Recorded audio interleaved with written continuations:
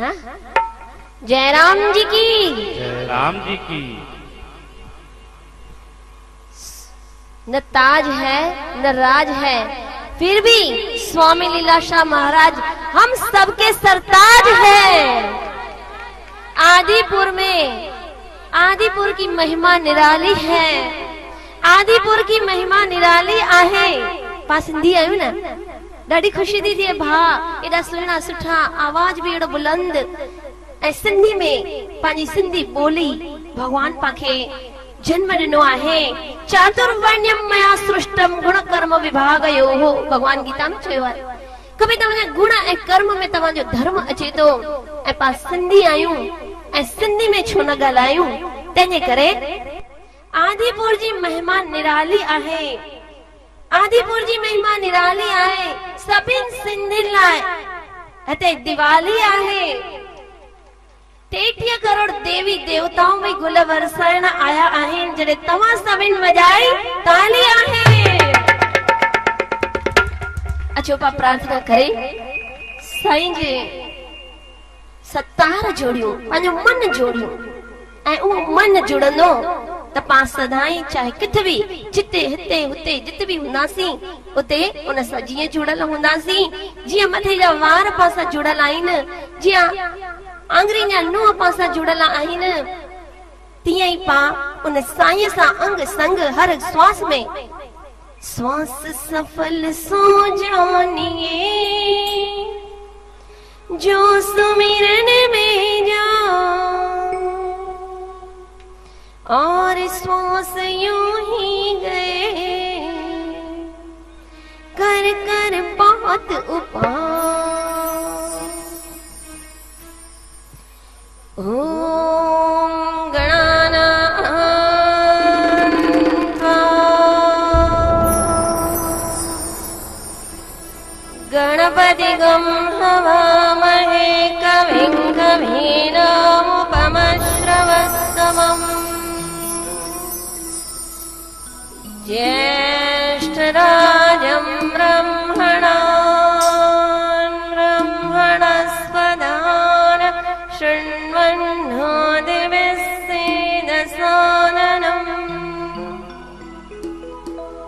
ॐ श्री महागणपतये नमः।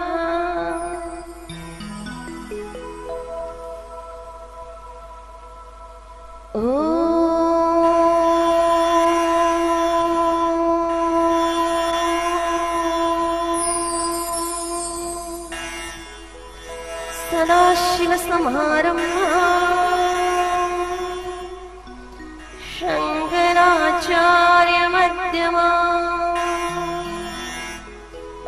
अस्मदाचार्यपर्यन्ताम् वन्दे गुरुपरम्पराम्। श्रुतिस्मृतिपुराणानाम् आलयं करुणालयम् नमामि भगवत्पादम् शङ्करं लोकशङ्करम्। शङ्करं शङ्कराचार्यम्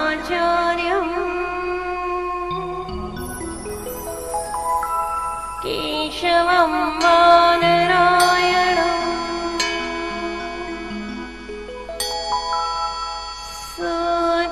सूत्रभाष्यकृतौ वन्दे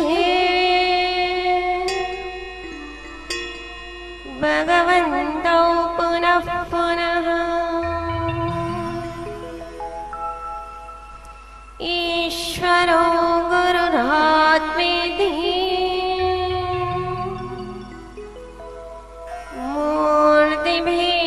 मूर्तिभेदविभागिने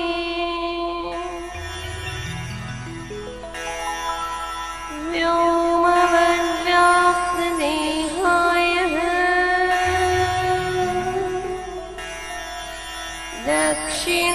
दक्षिणामूर्तये नमः।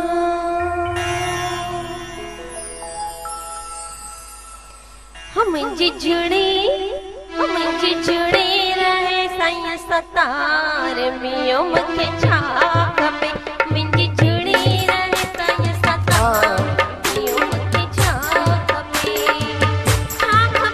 मियो छा खपे छा खपे मियो छा खपे कुछ न खपे मुंहिंजो कुछ न खपे मुंहिंजो रहे साईं सां प्यार मियो मूंखे छा खपे मुंहिंजो रहे साईं सां प्यार मियो मुंहिंजो छा खपे मां साईं जी साईं मुंहिंजो मां साईं जी साईं मुंहिंजो मां साईं जी साईं मुंहिंजो मां साईं जी साईं मुंहिंजो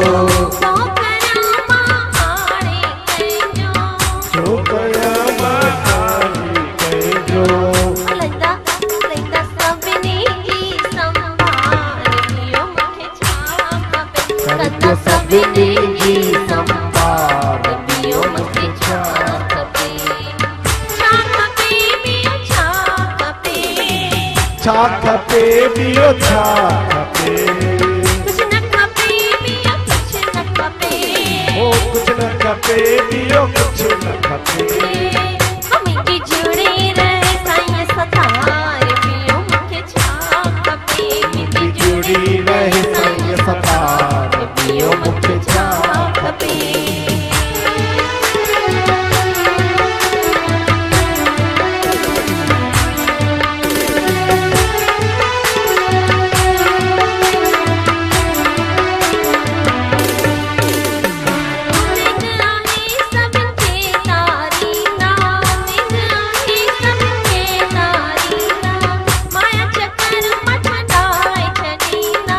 माया चक्कर मछदाई छॾींदा कंदा मूं ते उपकार मियो मूंखे छा खपे ओ कंदा मूं ते इहो उपकार मियो मूंखे छा खपे छा खपे मियो छा खपे ओ छा खपे मियो छा खपे कुछ न खपे मियो कुछ न खपे मूंखे कुछ न खपे मियो कुछ न खपे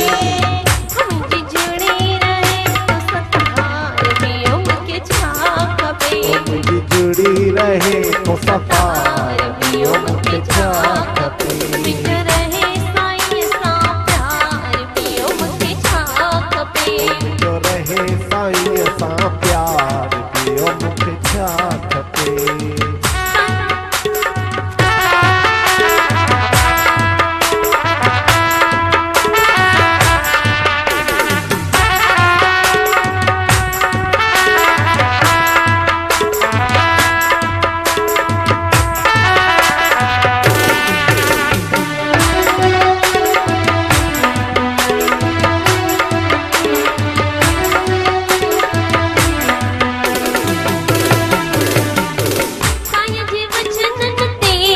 साईं जे वचननि ते हलां साईं खे वणंदड़ कम कयां साईं खे वणंदड़ कम कयां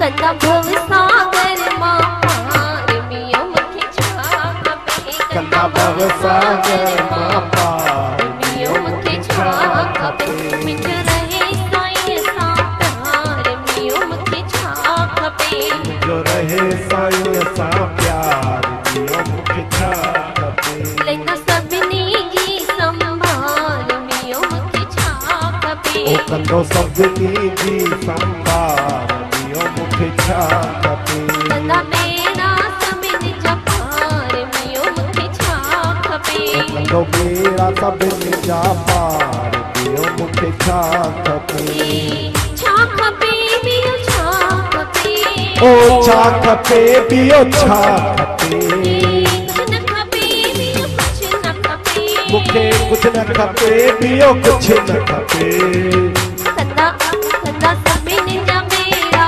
पार मियो मूंखे छा खपे ओ कंदा सभिनी जा बेड़ा पार मियो मूंखे छा खपे कंदा भव सागर मां पार मियो मूंखे छा खपे कंदा भव सागर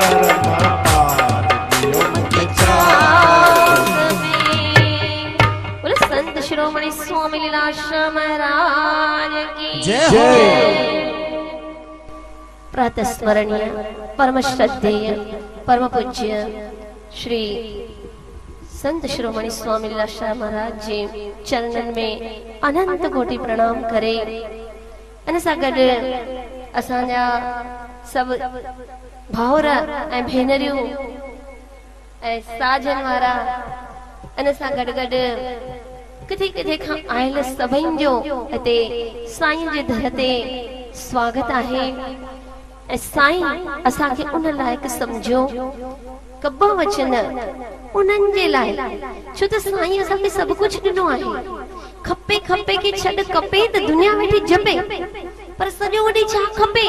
गाॾियूं खपनि, बंगला खपनि, मोटर खपे, कार खपे, पर पोइ छा? उहो सभु मिली वञण खां पोइ बि मनुष्य अधूरो छो आहे, छो दुखी आहे? हिकु दफ़ा छा थियो, हिकु वृद्ध उम्र लायक व्यक्ति भई रोज खिचड़ी खाई खाई छो त अमुक उम्र खां पोइ ॾंद जेका आहिनि हली वेंदा आहिनि। धीरे धीरे शरीर जो स्वभाव आहे अस्ति जायते वर्धते विपरिणमते अपक्षति ऐं विनश्यति।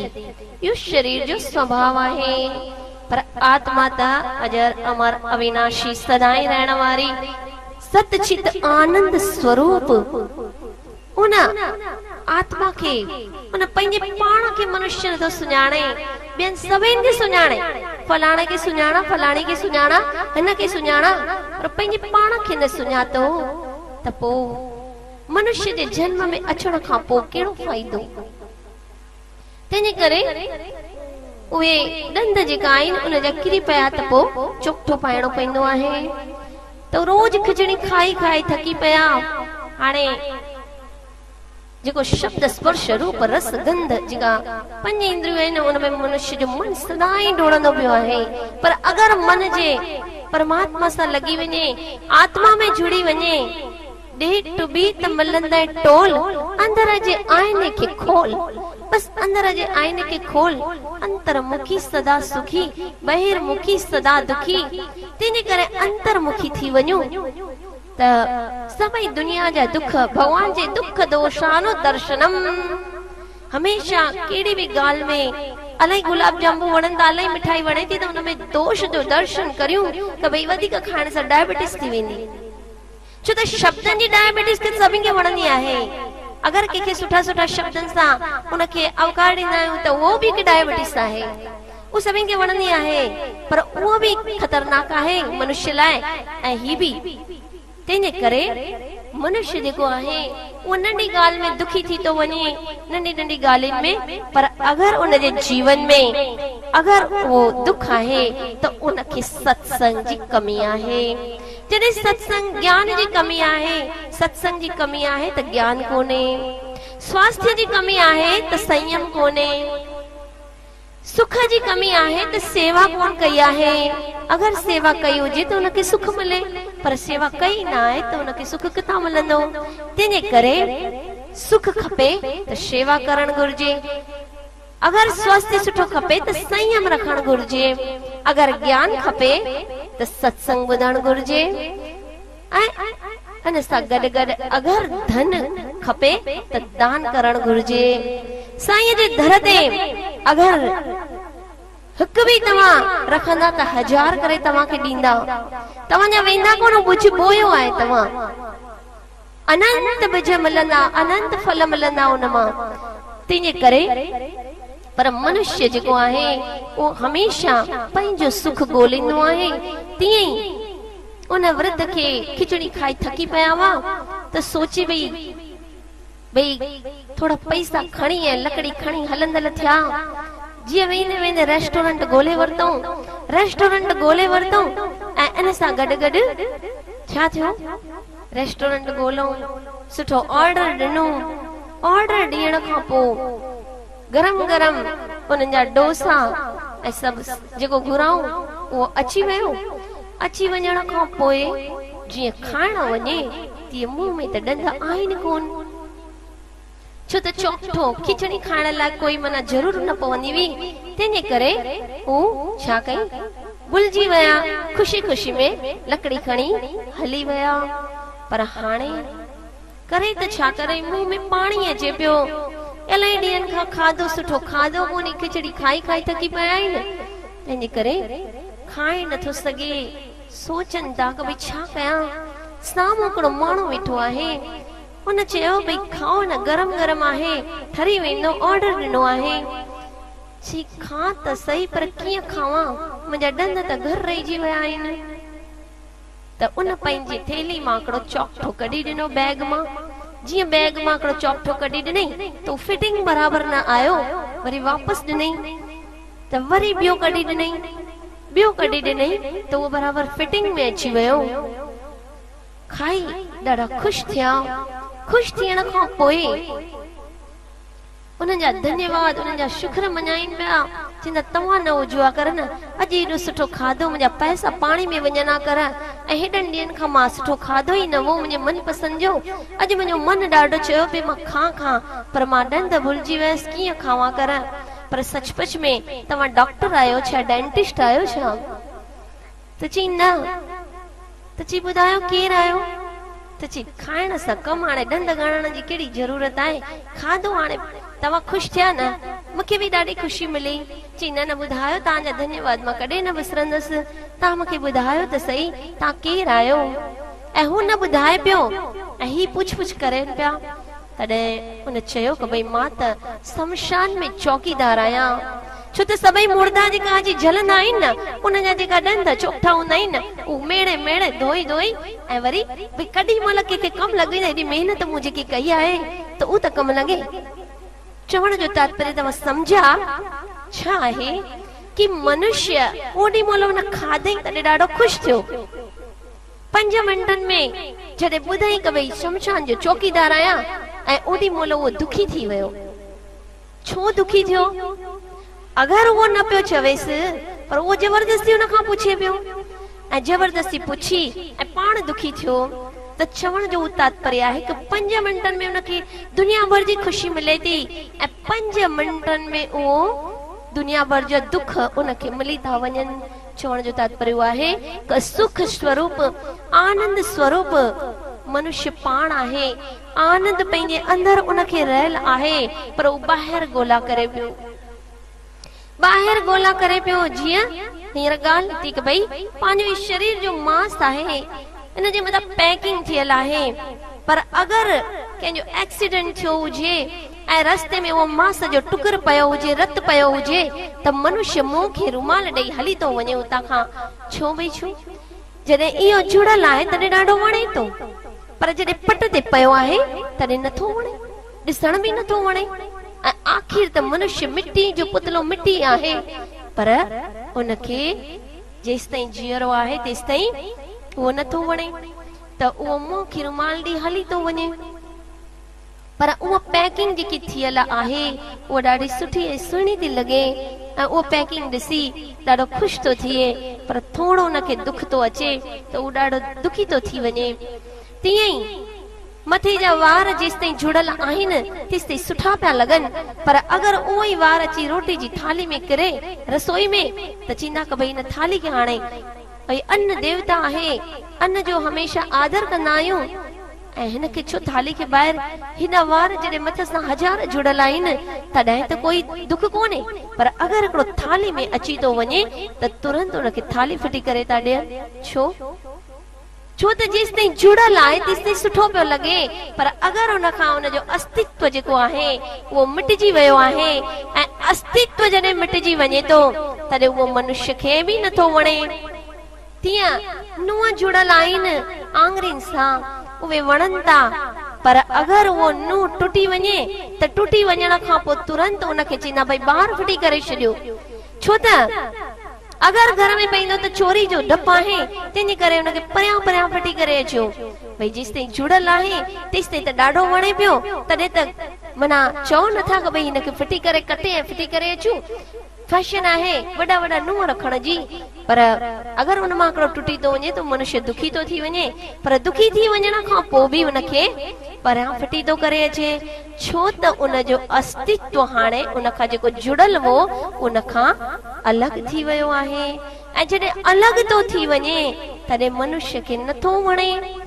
तीअं ई अगरि परमात्मा जा ॿार आहियूं, परमात्मा जा अंश त न पर परमात्मा स्वरूप आहियूं, सभु आत्म स्वरूप आहियूं। भगवान गीता में चयो आहे सूत्रे मणिगणा इव। जीअं धागे में गुल आहिनि ऐं गुलनि में अगरि उहो गुल जेको आहे पंहिंजो धागो धागे में वञी पंहिंजी जॻह खणी थो वठे ऐं इन खां पोइ सभई गुलनि जी मालाई ॾिसण अचे थी, धागो ॾिसण में नथो अचे। ऐं जॾहिं धागो ॾिसण में नथो अचे तॾहिं गुल सभु उन जा मथा खां ॾिसण पिया अचनि। तीअं परमात्मा जेको सूत्रात्मा आहे उहो ॾिसण नथो अचे, पर ही जगत जा गुल जेका आहिनि उहे सभु ॾिसण अचनि था। ऐं थोरे टाइम में गुल वरी करमाइजी वेंदा, सुकजी वेंदा ऐं सुकी ऐं छणी वेंदा। छणी वञण खां पोइ धागो जेको आहे उहो वरी ओड़ो जो ओड़ो उनखे वरी पां अगरि वरी गुल ॿिया पां ठाहींदासीं उनजे अंदरि माला त वरी ठवंदी, पर धागो हिकिड़ो आहे ऐं गुल अलॻि आहिनि। तीअं पां सभु कायूं ऐं गुल अलॻि अलॻि कर्मनि जे अनुसार, धर्म जे अनुसार हर कंहिंखे मिलियल आहिनि। त सोचे वीचारे पां सभिनि खे ख़बर आहे, पर तॾहिं बि पां सभु अनजान थींदा आहियूं। मरण खां पोइ शरीर जा प्राण छुटण खां पोइ पांखे सिर्फ़ हिकिड़ो कपिड़ो मिलंदो आहे कफन जो, उहो बि खणी वठंदा आहियूं, उहो बि पंहिंजे कम जो कोन्हे। तॾहिं बि पां सभई ॿुधी ॿुधी थियासीं बोड़ा, खाई खाई थियासीं गोड़ा, सुम्ही सुम्ही थियासीं पोड़ा, तॾहिं बि ओड़ा जा ओड़ा, खावां पीआं सुम्हां ऐं घुमां। पर अगरि मुंह खे ॾटा, अखियुनि खे पटा त फल मिठा जो मिठा, न त खटा जो खटा। हिकिड़ो चवे ॿियो सवे त ॻाल्हि ठवे, पर हिकिड़ो चवे ॿियो न सवे त ॻाल्हि ढवे।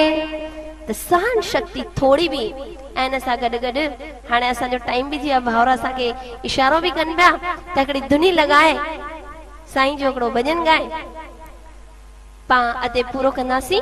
पर थोड़े में ॾिसो हिकिड़ो शब्द बि तव्हां खणंदा न त जीवन जो उद्धार थी वेंदो। हिकिड़ी नंढी टैबलेट हूंदी आहे, गोरी हूंदी आहे, उहो मनुष्य पेट में सूर हुजे, मथे में सूर हुजे, किथे बि खाए थो, मुंहं में पेट में विझे थो, पर विझण खां पोइ उन ख़बर आहे मथे में सूर आहे, उहो वञी मथे में विहे थी छा, पर उहो सूर लही थो वञे, लही थो वञे न। हिकिड़ो शब्द आहे, उहो शब्द जेको आहे उन भव सागर मां पार करे छॾे थो पां सभिनि खे। तंहिंजे करे हिकिड़ो शब्द बि खणंदासीं न, हिकिड़ी नंढड़ी गोरी वांगर, त पंहिंजो बेड़ो पार थी वेंदो। छो त वेठो आहे साईं, मूंखे परवाह न आहे काई, मुंहिंजो नंग आहे साईं ते, ऐं साईं जे मथां नंग रखंदासीं त पंहिंजे पाण पंहिंजी संभाल कंदो। पां अगरि टेंशन खणी डिप्रेशन खणंदासीं त उहो किथां खणंदो। छो त शुरूआत अगरि जेकी मनुष्य आहे ही आयो आहे स्टेज ते, ही स्टेज जेको आहे उहो जगत आहे, world is stage, life is dream, we are actor, lord is director. Don't ignore your self. हमेशा आत्मा खे यादि रखो कि हिकिड़ो मौत, हिकिड़ो मालिक, उन ॿिन्हिनि खे सदाईं यादि रखंदासीं। छो त journey is important, arrival then arrival. भई जेसि ताईं पंहिंजी जर्नी आहे, मुसाफ़िरी आहे, जिते पांखे पुॼणो आहे तेसि ताईं इम्पोर्टेंट आहे हुनजो। पोइ पां त ट्रेन त हलंदी रहंदी, पर पां त लही वेंदासीं। त journey is important then arrival, life is important then death. 365 ॾींहं ॿार पढ़ंदा आहिनि या मनुष्य कुझु बि कंदो आहे, हिकिड़ी गोरी खाइण सां बुखार लही वेंदो आहे, पर कोर्स हुनखे पूरो करणो पवंदो आहे। छो त कोर्स पूरो न कयो त बीमारी वरी उथलंदी हुनखे। तीअं 365 ॾींहं ॿार पढ़ंदा आहिनि हिकिड़ो ई सब्जेक्ट, पर वरी हुनखे उहो रिपीट करणो पवंदो आहे। छो त हिकिड़े रिज़ल्ट लाइ, सिर्फ़ रिज़ल्ट, ऐं पां सॼी जिंदगी जियूं था सिर्फ़ हिकिड़े मिंट लाइ, सिर्फ़ हिकिड़ो मिंट कॾहिं अचींदो। छो त ठाहिण में 9 महीना लॻंदा, पर मिटण में मिंट बि न लॻंदो। तंहिंजे करे मिंट ॾाढो इम्पोर्टेंट आहे की न। हिकिड़ो मिंट पंहिंजे लाइ ॾाढो इम्पोर्टेंट आहे। उहो मिंट कॾहिं थो अचे उहो उनखे ख़बर आहे, मनुष्य खे ख़बर कोन्हे। तंहिंजे करे हर कंहिंखे ख़बर हूंदे बि अगर उन ते हले, साईं जी वचनन ते हले, तो उनजो बेड़ो पार थी वञे, उनजो उद्धार थी वञे। छो त आशाऊं इच्छाऊं मनुष्य खे त एडियूं आहिनि क मर मर गया शरीर, आशा तृष्णा ना मरी, कह गए संत कबीर। छो त आशा तृष्णा वो शरीर मरी वञण खां पोइ बि उहा न मरंदी आहे, वरी जन्म वठणो पवंदो आहे। पर liberation is now and here, पंहिंजे हथ में आहे, मुट्ठी में पंहिंजी मुक्ति आहे। ऐं उहा मुक्ति पांखे मिंट में मिलंदी आहे। ऐं उहा मुक्ति मिले त लाल झूले लाल झूले लाल झूले लाल झूले लाल झूले लाल झूले सभई चओ लाल झूले लाल झूले लाल झूले लाल झूले लाल झूले लाल झूले हमीने लालण जा जदी चओ सभई झूले लाल मुझे झूलण जा जदी चओ सभई झूले लाल लाल झूले लाल झूले लाल झूले लाल झूले लाल झूले लाल झूले लाल झूले लाल झूले लाल झूले लाल झूले लाल झूले लाल झूले वो लाल खाएंगे लाल कर सदाई मेला जो आयो लाल तो आयो लाल वो लाल खाए सूप दे सोलल जो रूप जो आयो लाल वो लाल खाए अंब दे सोलल जो रस जो आयो लाल वो लाल खाए छोरा मक्खी वजन कुआरा जो आयो लाल वो लाल खाए गारे दिए सुठी कुआर जो आयो लाल वो लाल खाए कोटा दिए सबके पोटा जो आयो लाल वो आयो लाल वो लाल खाए हलवो दे सोनल जो चलवो जो आयो लाल वो आयो लाल वो लाल खाए बेड़ा बसन सबिया वेड़ा जो आयो लाल वो लाल खाए डई दुख मिंदा लई जो आयो लाल वो आयो लाल आयो लाल वो लाल खाए पिज़्ज़ा दिए सबके वीज़ा जो आयो लाल वो लाल खाए केक दिए करोटो चेक जो आयो लाल वो आयो लाल वो लाल पाए हार दिए सबके कार जो आयो लाल वो आयो लाल वो लाल झूले लाल झूले लाल झूले लाल लाल झूले लाल झूले लाल झूले लाल